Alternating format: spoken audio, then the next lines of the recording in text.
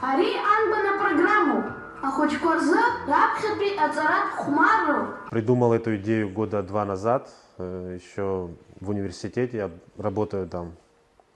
В рамках образовательной платформы Skillbox у нас там создалась команда, и мы вместе с командой стали искать идеи для дальнейших наших приложений, разработок. И пришла идея создать что-то простое, легкое и использовать для общества. Так появилась идея обучающей игры для детей с уклоном в абхазский язык.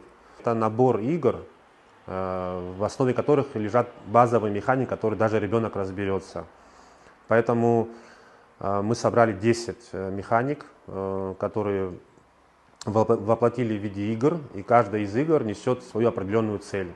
Какая-то игра — это изучение букв, какая-то игра — изучение слов, цветов, чисел, ну и так далее.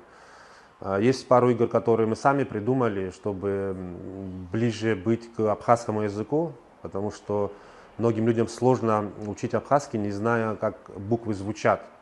Поэтому есть игры, которые показывают, как должна звучать та или иная буква. Мы представляем проект, который готовился около года, в котором мы вложили очень много любви, внимания к деталям, и который направлен на сохранение и популяризацию абхазского языка для будущих поколений.